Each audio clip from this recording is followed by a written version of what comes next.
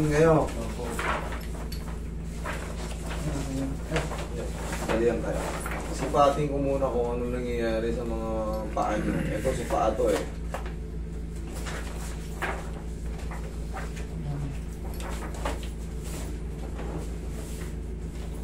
Ilang taon na si tatay?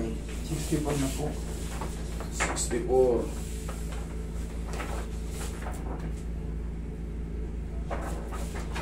Hindi po kusot. Hindi makita sa camera. Kulang sa ano. Ayan yung... Okay, flexus longus tenosynovitis. Mild tenosynovitis of the peroneus brevis flexor digital locus undivalis posteriorus tendon. Mild retrocalcaneal bursitis. Extensum ditorum brevis and flexor hallucis longus muscle strain. Eh, ano bang ganito, bakit nagkaroon ng mga sakit sa paa nyo? Ano po, nagtatricycle pa ako noon. Lumusot yung ano ko, yung paa ko sa tayo, no? Gumanon siya. Yun lang. Tapos hindi na kayo makalakad na maayos nun. Hindi, Ilang taon na siya? Nakalakad na po ako eh. Nakalakad ako noon, parang napabayaan ko lang. Hindi ko pinansin. Ilang taon po siya yung ganyan? Ano lang, mag-isang pa lang. Pag-isang buwan pa lang? Oo, mag-isang pa lang. Oh. Dapat pina-x-ray nyo lang kasi paano yun kayo gumasos ng ano? Pero siyempre, Janet, dito na to eh. Pero ang mahalaga, nakita natin na may tenosynovitis. Tenosynovitis. Okay, flexor hallucis longus. Okay. Sige, tibial posterior tendon mag. Okay, bursitis. Ibig sabihin ng bursitis, siyempre sa pagkaipit nyo namagayin doon sa may banda rito. Opo. Dito po yan. Namamanhid. Namamanid siya. Isang buwan pa lang. Sige, kakayan tayo. Wala naman siyang fracture eh. Wala. Ito naman, natagalan din ng tricycle. Tatagalan din kayo. Ayan. Ano tong tinahi to? Ay! 7 months pa ako, na-incubator ako. Kulang pa ako sa dugo, nilagyan na po. Okay, sige. Dito lang kayo nahihirapan. Opo. Nasa... Anong ginagawa niyo? Ba't nagbabalat yung paano ngayon? May nilalagay po akong ano yung parang panghaplos. Ginger siya at saka sili. Nasisira na yung balat niyo tayo. Palitan niyo na ng paw yan. Oh, Opo, yung opo. paa. May paan Tatay. tatay. Nagbabalat eh. Luto na yung mga nandito, oh. Hindi yan nagbabalat kasi na-allergy kayo. Allergy kayo ron sa pinahid nyo. Ganun po. Pag ginanito ko tayo, sakit. Hindi po. Pag ganito, Hindi rin po. pag ganito, Yan. yan, pataas. Pag ganito, Wala. okay, pataas, nasisira siya. Ngayon, pag tadjak nyo sa tricycle, lumusot yung paa nyo. Opo. Sa preno. Lumusot. Pa, Pag ganun, gumanon po. Hindi ba preno pag ganun? Pag tapak ko ng ganun, gumanon siya. lumusot. Lumusot. Ibig sabihin, napailalim. Ah, okay. Diba ito yung pedal sa kumbaga, yung step sa preno. Opo. Napagitna yung paa nyo. Opo. Para kayo natapilok. Para kayo natapilok ng rear. Okay, naintindihan ko na. Naintindihan ko na. Nasa isip ko kanina yung pedal, yung tinatadyakan yung Ay, nasa hindi po. preno pala. Para kayo, Preno po. parang nagkak yung paa nyo. Alam mo yung Opo. nagkak? Lumusot. Dali lang to tayo. Para lang kayong kumain ng ano, itlog ng pugo. Isa pa.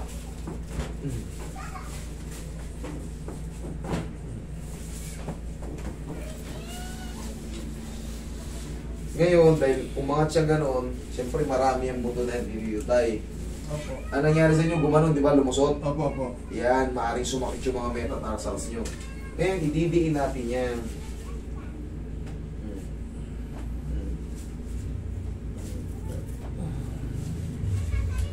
Final, yung nasa gitna.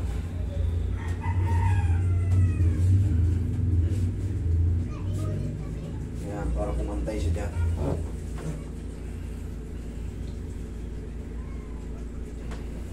Last na, Roy.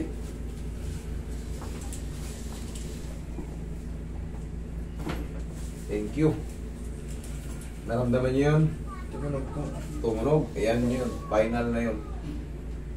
Kailangan lang natin palambutin lahat ng mga joint-joint nyo dyan. Namamali po siya. Namamali. Namamani dito. Ngayon, obserbahan nyo ha. Pag humina yung pamamanhid, 3 araw, 4 na araw, ano sabihin natin hanggang 1 linggo? Hindi po nakakatulog pag gano'n. Kumikirot. Paggabi. Kumikirot. Obserbahan nyo ng mga 4 to 5 days na lang. Or hanggang 1 week. Tawagan nyo na ako. Kung anong mangyari. Kahit i-pre ko yan, baga bigyan ko ng warranty to.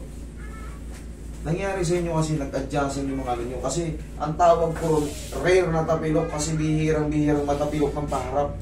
Kadalasan, patagilid. Opo. Tapilok din sa inyo yung ganyan. Kaso na binigla nyo, di ba? Ginano nyo, lumusot. Siyempre may edad na si tatay, yung mga tendon niya, mga ligaments nyo, nagkanda inat-inat nang nabigla. Siyempre magre-react. Meron din dyan, Hindi masakit yan. tagilid, meron din pala dyan, hindi nyo nasabi. Hindi masakit. Hindi nyo nasabi na Hindi. sumakit na rin dyan. Connection siguro.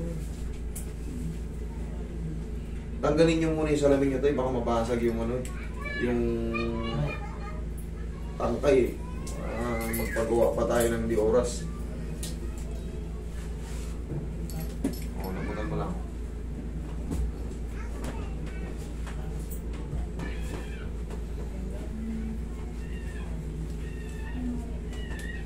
Kabilang sa'yo tayo. Ay, uy. Naglagay siya pa mo. Yan mo naman. Cellphone mo. Sino yung napanood? Yan mo naman. Yan mo naman. Balik. Napanood ko sa YouTube yung kanyang ginagawa. Sino napanood nyo sa YouTube? Maliban sa mundo. Sa akin po.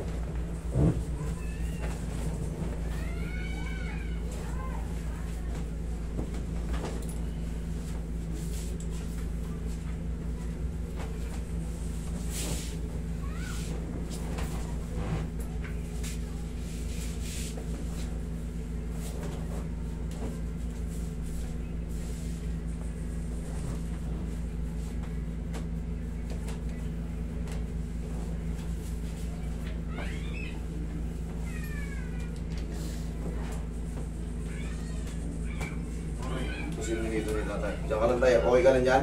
Opo. Sige, dyan lang muna kayo ha. Massage ko yung balakang nyo.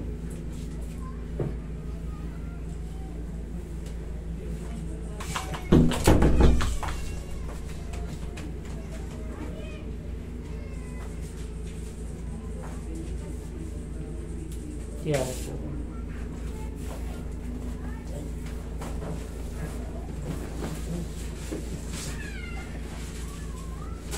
Hindi kaya ka, sir.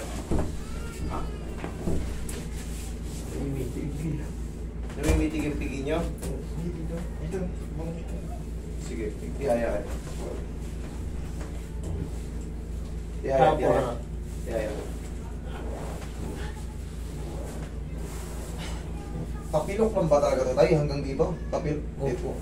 Ano namimitig? Ito. Mamang na dyan. Tapos dito namimiting yun. Maakat ang sakit eh. Nandito. Oo, mga sakit. Sige. Sige. Higa lang kayo ng mayos. Higa lang kayo ng mayos. Okay, issue mo yun. Okay. Baka naipit na rito sa paglalakad nyo. Dito. Umabot dito. Hanggang dito. Hanggang dito. Hanggang dito. Sa likod ng tuhod. Oo. Okay, baka nga na ano na. Nagtanong po kasi ako. Mapasok pa ako ng trabaho. Hanap po ako doon po ng barangay. Baka nga.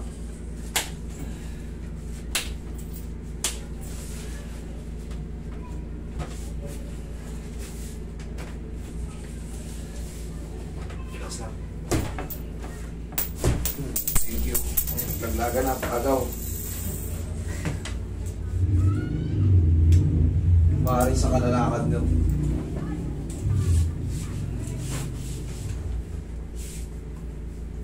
Ngayon, obserbahan nyo to tayo ng mga 1 linggo. Ha?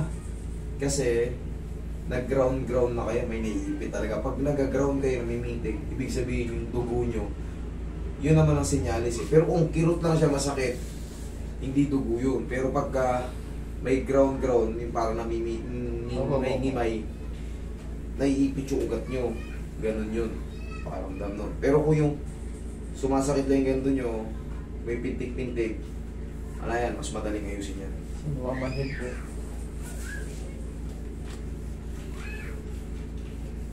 Kala ko, butong masakit eh. Litid o ugat. Hindi nga kasi nga, siyempre tayo, umiidad tayo. Nabigla yung mga nerve natin, nabigla yung mga ligaments natin, yung mga tendon natin. Kasi nga, hindi mo inaasahan eh. Opo. Kumbaga, natapilok ka ng alanganin. Kaya, siyempre, pag umiidad ka, nagkakaroon ng mas marupok na mga tissue, maaaring mapunitan ka. Tapos Opo. siyempre, may masakit dito. Ilalakad mo ngayon. Ilalakad mo na ilalakad kasi may Parang siya nalalamok. yan, nai-stress pa sila lalo. Ngayon, siyempre, na-adjust na.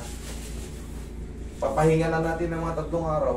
Obserbahan natin. Pag yung pinaka 4 to 5 days, tingnan mo kung ano yung magiging difference. Kung wala na yung mga ano. Tinga, tapos tingnan na lakad tayo. Lakad kayo.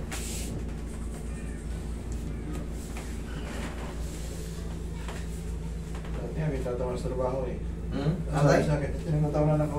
Sabi Bakit? sa akin, natuloy ka? Nagpatuloy na kayo? Sige nga, tingnan nyo.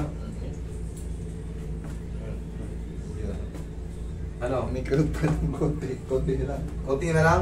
Ayan, yung sinasabi siya. Upo kayo, upo kayo. Kung may kirot pa, konti na lang. Ano po, dito po. Konti na lang. Ngayon, syempre, minsan hindi talaga napiperfect na 0-0 agad. Antayin nyo yung 4 to 5 days. Okay? Pahinga lang kayo ng 3 days, 4 to 5 days. Sabihin nyo sa akin, tumawag kayo sa akin, Master, ganun pa rin, Master, lalo sumakit. Bigyan ko yan ng warranty. Okay? Wala kayong babayaran sa susunod na pagbalik nyo. Pero, pagka yan, siyempre, buwan na kayo. Kailangan mag-report kayo sa akin ng 4 to 5 days kasi yun ang duration, kailangan mapahinga lang yan. Pero kung gumaling na kayo, susunod na buwan, sumakit ulit, hindi na sa akin yun kasi baka sa kalalakad yun or nagdulas kayo sa agdan or nag-mild ano. Okay? Yun ang warranty natin. Okay? Kasi kunti na lang eh. Kailan yan? Anong araw? Webes, Sabado, Linggo. Lunes. Merkulis yun eh. Oh, Miyerkules, Huwebes, Biyernes. Biyernes, Sabado, Linggo. 5 days. Lunes. Hanggang Lunes. Yan. Mag-report kayo sa akin. Tawag lang kayo.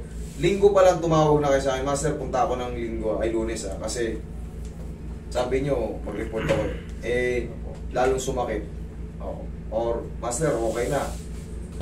Ay, mahalaga malaman ko. Para makarati natin. Okay? Yun ang warranty ko dyan. Ganun ako katiwala sa kamay ko. Sumakit o hindi, mag-verify. Yun. Para maayos natin kung talaga. Siyempre, kunti na natira eh. Ang sabi ko gusto kong patunayan na sa duration na yun, sa binigay ko sa yung allowance na araw, baklas yan. Okay, tayo? Salamat. Salamat po. God bless. God bless. God